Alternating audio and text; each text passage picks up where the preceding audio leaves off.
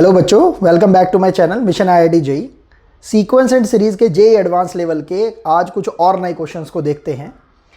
ये है हमारे पास जेई एडवांस 2009 का क्वेश्चन और इसमें बोल रखा है if the sum of first N terms of an AP is C n square, जहां सी एक कोई कांस्टेंट ले रखा है and N number of terms को रिप्रेजेंट कर रहा होगा, then find the sum of squares of these n terms.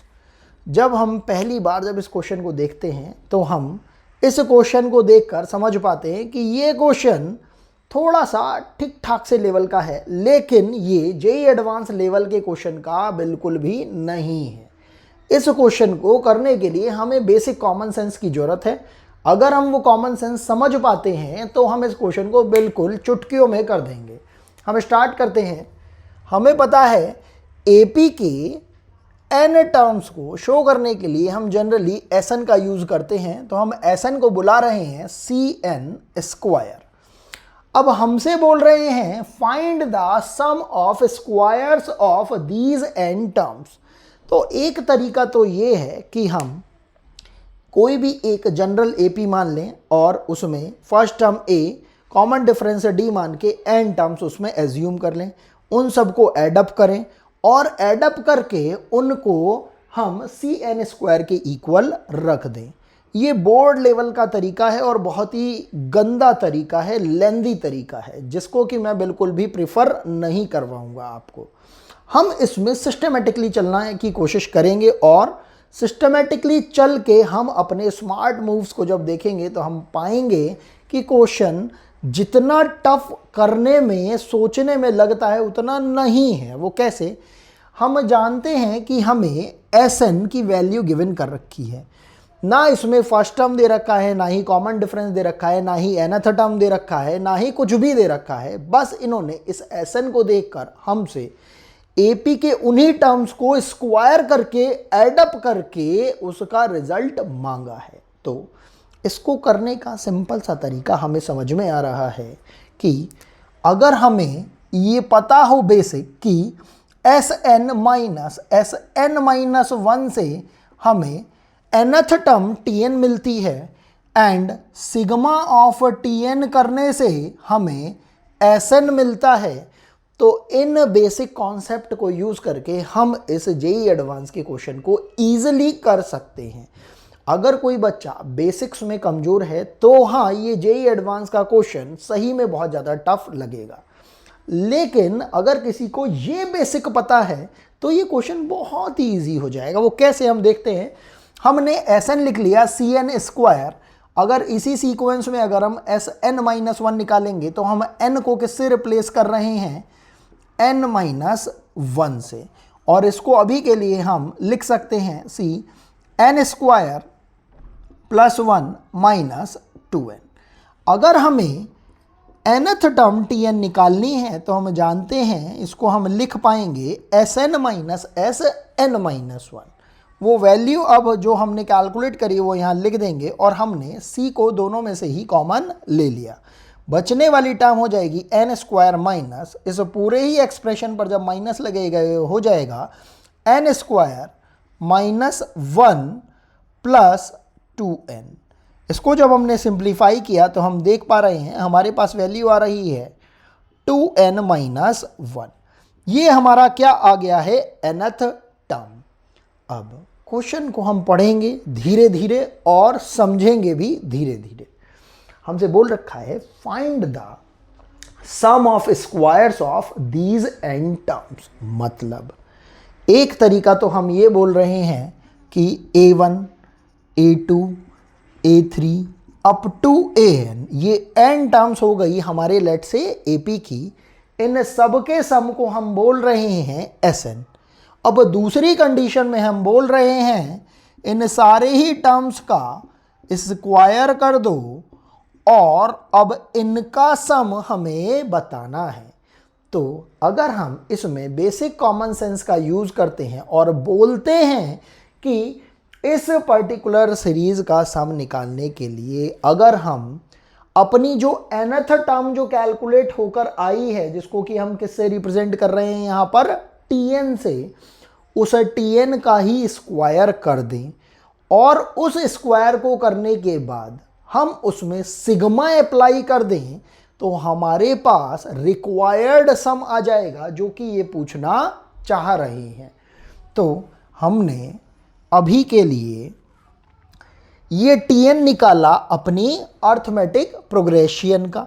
अब अगर हम Tn निकालना चाहते हैं अपने उस प्रोग्रेशन का या सीरीज का या सीक्वेंस का जिसके अंदर हमारे पास टर्म कैसे हो स्क्वायर के अंदर, तो हमने अभी के लिए उसको बोल दिया Tn डैश।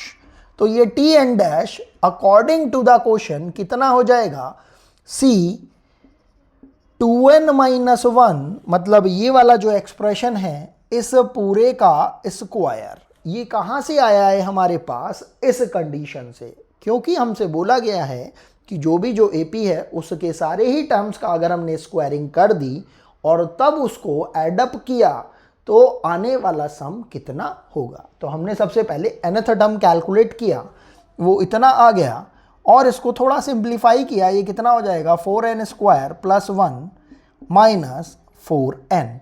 ये Tn डैश करके हमने इसको रिप्रेजेंट किया है। अब हमें केवल और केवल इसका सम निकालना है। वो सम कैसे निकलेगा, अगर हम सिग्मा Tn डैश लगा देते हैं।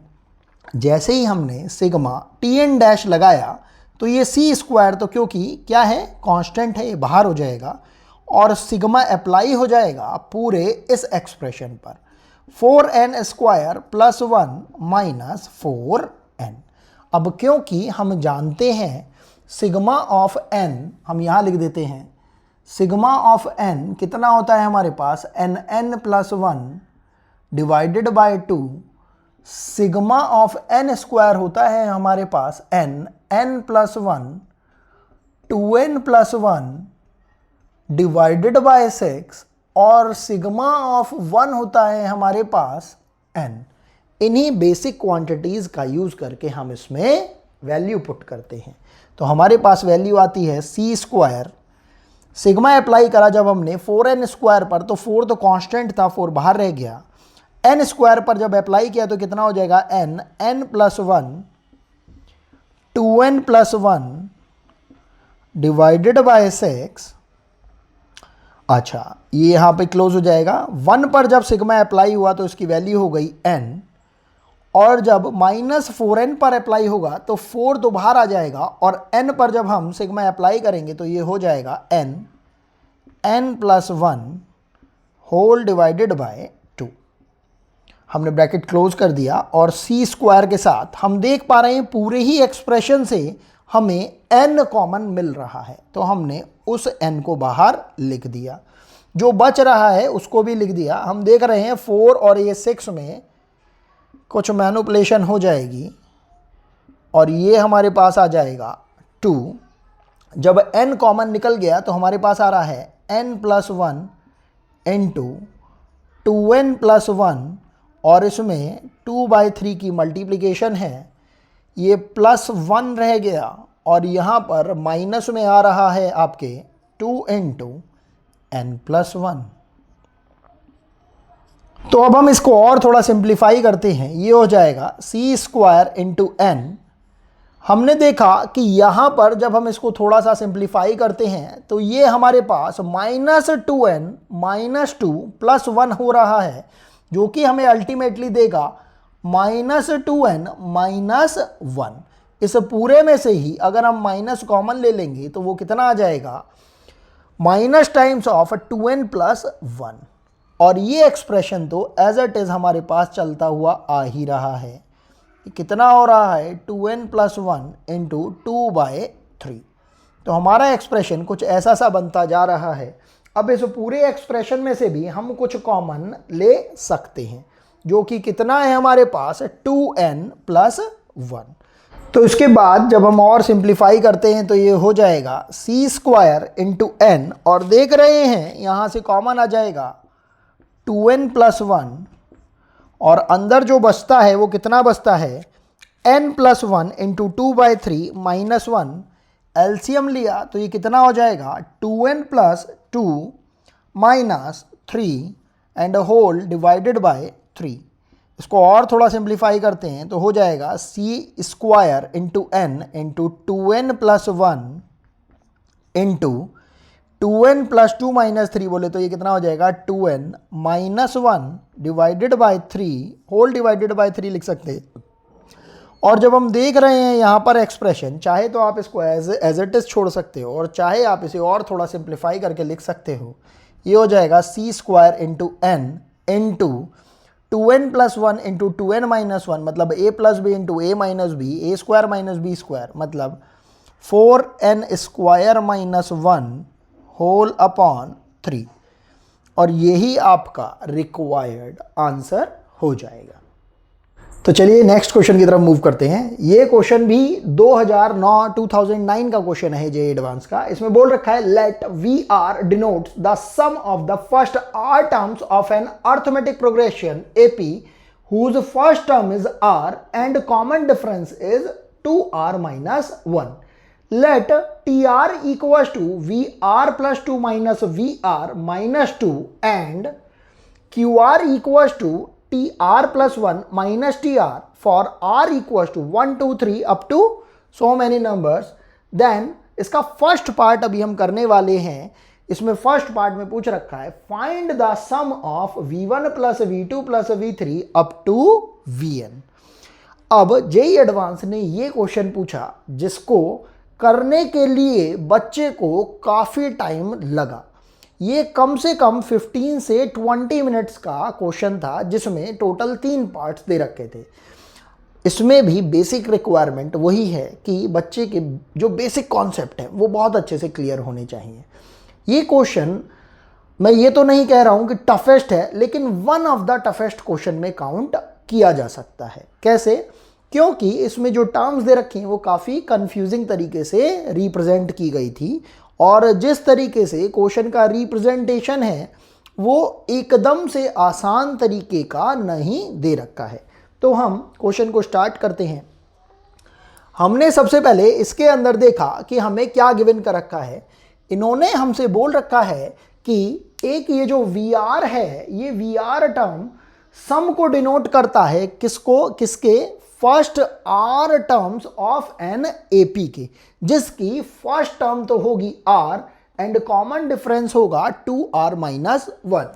तो हमने स्टार्ट यहीं से किया कि एक ये जो VR है ये एक्चुअल में एक SR को रिप्रेजेंट कर रहा है। ये हमने अपने मन में सोचा, जिसके लिए कॉमन डिफरेंस और फर्स्ट टर्म कैसे कैसे दे रखे हैं।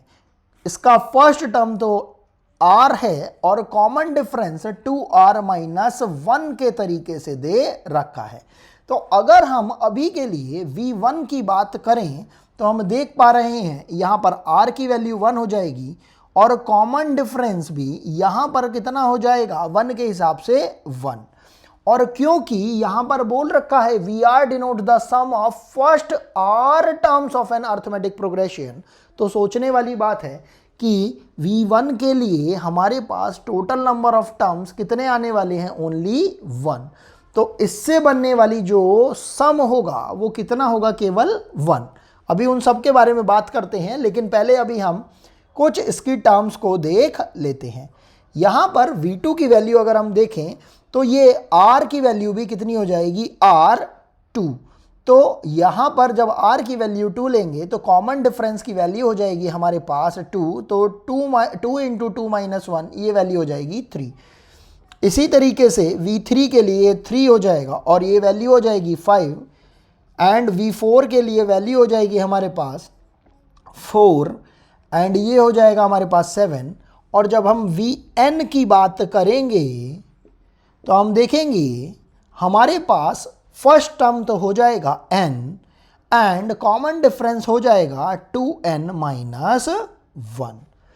अब आपको यहाँ पर सबसे पहले vn कैलकुलेट करना है, क्योंकि हम अगर अपने एक्सप्रेशन को देखें हमें इसको कैलकुलेट करने के लिए v1 भी चाहिए, v2 भी चाहिए, v3 भी चाहिए और सबसे लास्ट वाली टर्म vn भी चाहिए। इसको अगर कोई बच्चा ध्यान से समझे तो वो पाएगा कि ये बिल्कुल वैसा ही पैटर्न है जब हम Sn को निकालने के लिए, Sn मतलब sum of n terms of an AP को निकालने के लिए T1, T2, T3 और Tn तक के जितने भी टर्म्स हैं उनको एडअप करते हैं। मतलब first term, second term, third term up to nth term को जब हम एडअप करते हैं तो हमें Sn मिलता है। ये हमसे बोलना चाह रहे हैं कि हम सम को, मतलब S1 को, S2 को, S3 को और अप टू Sn को जब हम एडअप करें तो हमारे पास जो सम आएगा वो कितना होगा। तो हम जब T1, T2, T3 up to Tn को ऐड करके Sn लेके आया करते थे तो उसमें हम एक अपनी ट्रिक लगाया करते थे, अपनी टेक्निकलिटी अप्लाई किया करते थे कि हम सिग्मा Tn करके Sn की वैल्यू को कैलकुलेट किया करते थे। बिल्कुल यही कॉन्सेप्ट ये हमसे यूज़ करवाना चाहता है, क्योंकि हमारे पास V1 plus V2 plus V3 में कोई भी सीक्वेंस सीरीज नहीं बनती है। वो कैसे नहीं बनती है वो भी अभी हम थोड़ी देर में देखेंगे। अभी हम सबसे पहले Vn को कैलकुलेट करते हैं। तो हमने Vn को कैलकुलेट करना स्टार्ट किया। Vn बेसिकली रिप्रेजेंट कर रहा है एक ऐसी AP को जिसका फर्स्ट टर्म तो n है और जिसका कॉमन डिफरेंस 2n माइनस 1 है और टोटल नंबर ऑफ टर्म्स कितने होंगे n। तो इसका जब हम AP का n टर्म्स का सम निकालेंगे तो वो कितना हो जाएगा, n/2 into 2a plus n minus 1 into d, जो कितना है 2n माइनस 1। और इन्होंने वो हमें क्वेश्चन के अकॉर्डिंगली ही दे रखा है। क्वेश्चन थोड़ा सा ट्रिकी है, थोड़ा सा कंफ्यूजिंग है, लेकिन बेसिक्स हम अगर अपने बिल्कुल स्ट्रेट फॉरवर्ड रखते हैं तो हमारा क्वेश्चन ईजिली होता है। ये हो जाएगा 2n plus 2n square minus n minus 2n plus 1। थोड़ा सिंप्लीफाई करते हैं तो देखते हैं 2n से 2n कैंसिल आउट हो गया। ये हो जाएगा n/2 times 2n square minus n plus 1 और इस n की भी अंदर मल्टीप्लाई कर देंगे तो हमारे पास आ जाएगा half of 2n cube minus n square plus n। अब हमने क्या करा, ये लिखा है Vn के इक्वल, और क्योंकि हमें निकालना है V1 plus V2 plus V3 up to Vn, तो अभी के लिए अगर मैं यहाँ पर बोल दूँ V1 plus V2 plus V3 up to Vn equals to sigma of Vn, तो मैं ईजिली इस पूरे के पूरे एक्सप्रेशन का सम कैलकुलेट कर सकता हूँ। जैसे ही आपने सिग्मा लगाया Vn पर तो हमारे पास एक्सप्रेशन हो गया sigma of half of 2n cube minus n square plus n। इसमें से हाफ को तो मैंने बाहर कर दिया और सिग्मा बाकी पूरी की पूरी टर्म्स पर लगा दिया, तो एक्सप्रेशन हमारा होने जा रहा है 2 इंटू, हम जानते हैं सिग्मा ऑफ n क्यूब होता है n प्लस 1/2 का whole square, sigma n square होता है हमारे पास n plus 1 into 2n plus 1 divided by 6 and sigma n होता है हमारे पास n प्लस 1/2 एंड सिग्मा 1 होता है हमारे पास n के बराबर, जब हम नंबर ऑफ टर्म्स n लेकर चल रहे होते हैं। तो वो अप्लाई किया तो हमारे पास आ जाएगा n square into n plus 1 का whole square upon 4 minus n square की वैल्यू पुट करिए, हो जाएगा n plus 1 into 2n plus 1 whole divided by 6 plus n की वैल्यू रखी, सिग्मा n की वैल्यू वो हो जाएगा n प्लस 1 डिवाइडेड बाय 2। बस अब हमें इसमें थोड़ा सा मैनिपुलेशन का काम रह जाएगा। हम देखते हैं इस 2 से तो ये 4 उड़ जाएगा ट्वाइस टाइम और ये 6 एज इट इज़ रहेगा। हम चाहें तो पूरे में से 1/2 को भी कॉमन ले सकते हैं, तो हमने वो ले लिया, हो जाएगा 1/4। उसके अलावा हम देख रहे हैं न्यूमरेटर में कुछ कॉमन आ रहा है, वो क्या है, n into n plus one. ये जैसे ही हमने कॉमन लिया एक्सप्रेशन थोड़ा हमारा लाइट वेट वाला हो जाएगा। ये हो जाएगा n into n plus one minus 2n plus one, और यहाँ पर बचेगा हमारे पास, इसके अपॉन में तो 3 बचेगा ही बचेगा, यहाँ पर बचेगा हमारे पास प्लस में 1।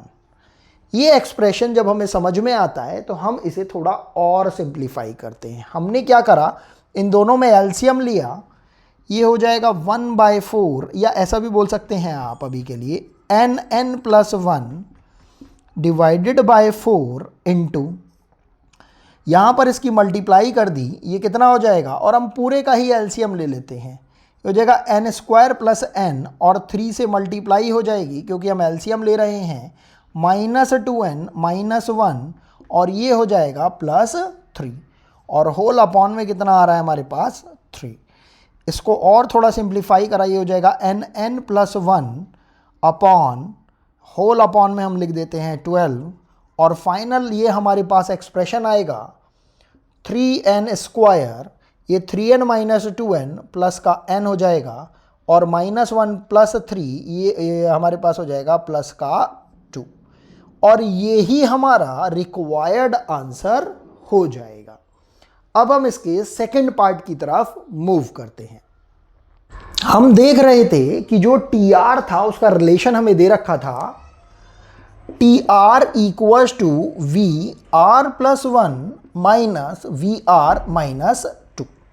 अगर हमें इससे पहले वाले पार्ट से याद आएगा तो हमें याद आएगा कि VR या Vn की वैल्यू हमने लिखी थी n into 2n square minus n plus 1/2। ये वैल्यू जैसे ही हमारे पास आती है तो हम यहाँ से V1, V2, V3, V4 इन सारी ही वैल्यूज़ को ईजिली कैलकुलेट कर सकते हैं। हमारे पास V1 की वैल्यू n की वैल्यू में 1 पुट करके आएगी, जो कितनी हो जाएगी 1 इंटू 2 इंटू 1 मतलब 2 माइनस 1 प्लस 1 डिवाइडेड बाय 2। तो यहाँ से वैल्यू हमारे पास आ रही है कितनी 1। फिर हमने n की वैल्यू जब 2 पुट करी तो हमारे पास हो जाएगा 2 into 8 minus 2 plus 1 divided by 2। हम देख पा रहे हैं हमारे पास यहाँ से वैल्यू आ रही है 7। जब हम n की वैल्यू 3 पुट करते हैं तो हम देखते हैं हमारे पास वैल्यू आ रही है 3 इंटू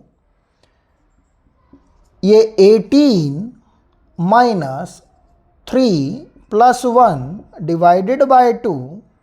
ये हो जाएगा हमारे पास 3 इंटू 15 प्लस 1 16/2 मतलब 8 मतलब 24। और इसी तरीके से आप V4 की वैल्यू जब निकालते हो ये हो जाएगी 4 इंटू 2 इंटू 4 स्क्वायर मतलब 32 minus 4 plus 1 whole divided by 2। तो ये हो रहा है हमारे पास 2 इंटू 28 प्लस 1 मतलब 29। ये हमारे पास आएगा 58। और इसी तरीके से आप V5 की भी वैल्यू कैलकुलेट कर लेंगे। ये आखिर हम वैल्यूज़ क्यों कैलकुलेट कर रहे हैं? क्योंकि हम देख पा रहे हैं इस रिलेशन से, यहाँ से अगर हम T1, T2, T3, T4 और इस तरीके से इन वैल्यूज़ को कैलकुलेट कर लेते हैं तो हम बता पाएंगे कि T किस तरीके का बिहेवियर शो कर रहा है। TR के लिए भी हम ये बात ईजिली बता पाएंगे। तो हमने अगर T1 कैलकुलेट किया तो ये हो जाएगा हमारे पास V2 माइनस V1 माइनस 2। हम देख पा रहे हैं V2 की वैल्यू आई है 7 माइनस 1 और माइनस 2। यहाँ से वैल्यू हो जाएगी हमारे पास 4। T2 निकालेंगे तो ये हो जाएगा V3 minus V2 minus 2। V3 हमारे पास आया है 24 माइनस 7 माइनस 2। ये हो जाएगा हमारे पास 20 माइनस 5 15। इसी तरीके से जब हम T3 निकालेंगे ये हो जाएगा हमारे पास V4 माइनस V3 माइनस 2। ये हमारे पास 58 माइनस V3 है 24 माइनस 2, ये हो जाएगा हमारे पास 32। और उसी तरीके से TR, T5, T6 और TR तक की भी वैल्यू हमारे पास कैलकुलेट हो जाएगी। अब हमें अगर TR के लिए कॉन्क्लूज़न निकालना है तो हम देख पा रहे हैं यहाँ पर T1 की वैल्यू आ रही है 4, T2 की वैल्यू आ रही है 15, T3 की वैल्यू आ रही है 32। तो यहाँ पर हम कॉन्क्लूज़न निकाल पाएंगे रिडक्शन मेथड से कि ये एक केवल ऑड नंबर नहीं है, ये एक केवल इवन नंबर नहीं है, ये एक केवल प्राइम नंबर को रिप्रेजेंट नहीं कर रहा है। लेकिन जब हम कंपोजिट नंबर की बात करते हैं रिडक्शन मेथड से तो हम बोल पाएंगे कि हाँ, इसे और फर्दर सॉल्व करने की बजाय हम डायरेक्टली देख पा रहे हैं कि ये एक कंपोजिट नंबर को रिप्रेजेंट कर रहा है। इसका सेकंड पार्ट यहीं ख़त्म होता है। अब हम बात करेंगे इसके थर्ड पार्ट की। तो चलिए इसी क्वेश्चन के थर्ड पार्ट को देखते हैं। उसमें क्या बोल रखा है, which of the following is a correct statement. और हमें बोल रखा है Q1, Q2, Q3 first option में are in AP with common difference D equals to 5। Second option है Q1, Q2, Q3 are in AP with common difference 6। Next है Q1, Q2, Q3 are in AP with common difference 11। और last option है कि Q1, Q2, Q3 में कोई difference है ही नहीं, ये सारे आपस में इक्वल हैं। तो हमें क्वेश्चन में पहले ही गिवन कर रखा है कि dependency of Q for rth term is given by TR+1 minus TRth term. अगर हम यहाँ पर अपने प्रीवियस वाले पार्ट से T1 की वैल्यू, T2 की वैल्यू, T3 की वैल्यू और इसी तरीके से एक दो और टर्म्स की वैल्यू अगर देख लेते हैं तो हमारा ये क्वेश्चन डायरेक्टली ही सॉल्व हो जाता है। वो कैसे? हमने अगर Q1 को कैलकुलेट करना चाहा तो हम लिख सकते हैं it is equal to T2 minus T1। और जब हम T2 को देख पा रहे हैं ये 15 है और ये माइनस 4 आ रहा है, तो हमारे पास वैल्यू कितनी आ रही है? 11। अगर हम Q2 की बात करते हैं तो हम इसमें लिख पाएंगे T3 माइनस T2, ये हो जाएगा हमारे पास 32 माइनस 15। और यहाँ से हमारे पास वैल्यू आएगी, कितनी वैल्यू आ जाएगी? 12 में से 5 गया 7 और 17। इसी तरीके से हम Q3 भी कैलकुलेट कर सकते हैं और हमारे पास ये Q1, Q2, Q3 से बनने वाली जो प्रोग्रेशन बनेगी, जिसको कि हम अर्थमेटिक प्रोग्रेशन मानकर चल रहे हैं as per the given options, अगर हमें इसका कॉमन डिफरेंस कैलकुलेट करना होगा तो हम देख पा रहे हैं second term minus first term कर देंगे अगर हम, तो 17 माइनस 11 करके हमारे पास कॉमन डिफरेंस कितना आ रहा है? 6। और हम देख रहे हैं इसमें ऐसा केवल एक ही ऑप्शन है, ऑप्शन नंबर बी, जो कि हमारे इस करेक्ट आंसर को बताता है। इसीलिए यही हमारा रिक्वायर्ड आंसर हो जाएगा। आई होप आपको ये वीडियो समझ में आई हो। अगर आपको इस क्वेश्चन से रिलेटेड या प्रीवियस जितने भी मैंने क्वेश्चंस कराए हैं उनमें से रिलेटेड कोई भी डाउट होता है तो प्लीज़ आप कमेंट सेक्शन में मेंशन करिए। अगर आपको ये वीडियो पसंद आए तो प्लीज़ आप इसको लाइक करिए, सब्सक्राइब करिए और ज़्यादा से ज़्यादा शेयर करिए। Thanks for watching.